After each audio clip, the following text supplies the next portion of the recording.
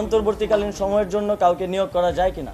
বিসিবির সভাপতি অনুপস্থিত আছেন।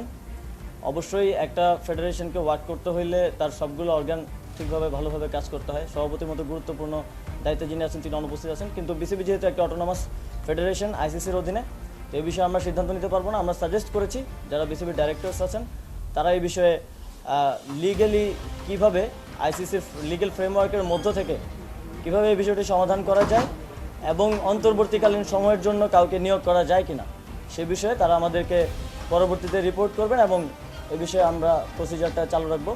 তো এই তিনটি সিদ্ধান্ত কিংবা প্রসেস যাই বলেন আজকে আমরা উপনীত হতে পেরেছি এবং সামনে আরও আজকে আমি সময় দিতে পারছি না, কারণ আমাদের আপনারা জানেন প্রধান বিচারপতির শপথ গ্রহণ অনুষ্ঠান আছে।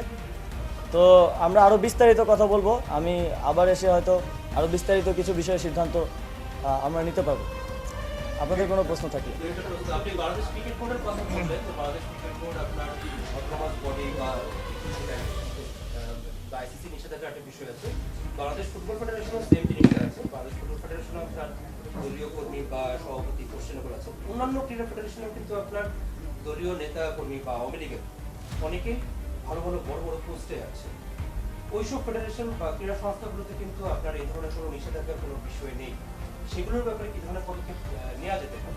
আসলে আজকে সময় স্বল্পতার কারণে এবং নারী টি-20 বিশ্বকাপের কারণে বিসিবির সাথে আমরা আলোচনা করার সময় বা সুযোগ পেয়েছি।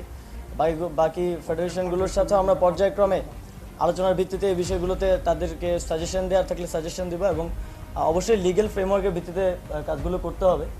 যেহেতু অটোনমাস প্রত্যেকটা বডি আমাদেরকে প্রসেস ফলো করতে হবে। যে কোনো পরিবর্তনের ক্ষেত্রে পরিবর্তন আমরা অবশ্যই করার জন্য তাদেরকে সাজেস্ট করব, কিন্তু প্রসেসটা ফলো করাটা জরুরি।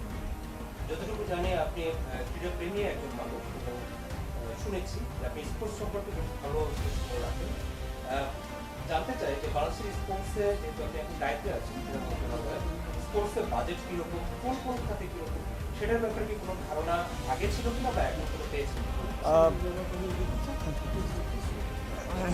আসলে স্যার আজকে আসছেন, আমরা কার্যক্রম সম্পর্কে বলেছি, স্যারকে বাজেট সম্পর্কে আমরা বিস্তারিত ধারণা দিব।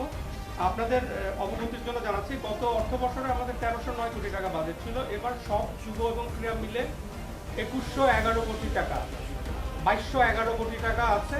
তার মধ্যে আসলে গত বছরের যে বৃদ্ধি, এই বৃদ্ধিটা আপনারা অনেক মিডিয়ায় বলেছেন যে ক্রীড়া ক্ষেত্রে বেড়েছে, এটা বাড়েনি। 700 কোটি টাকা আসলে আমাদের যুবর একটা আর্ন প্রজেক্ট আছে ওয়ার্ল্ড ব্যাংকের, সেখানে 700 কোটি টাকা আসার ফলে এটি বেড়েছে। এছাড়া যে নর্মাল বৃদ্ধি সেটা 10% নিচেই আছে।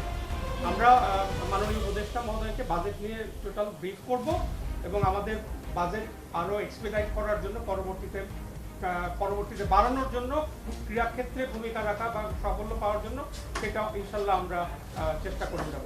ধন্যবাদ সবাইকে।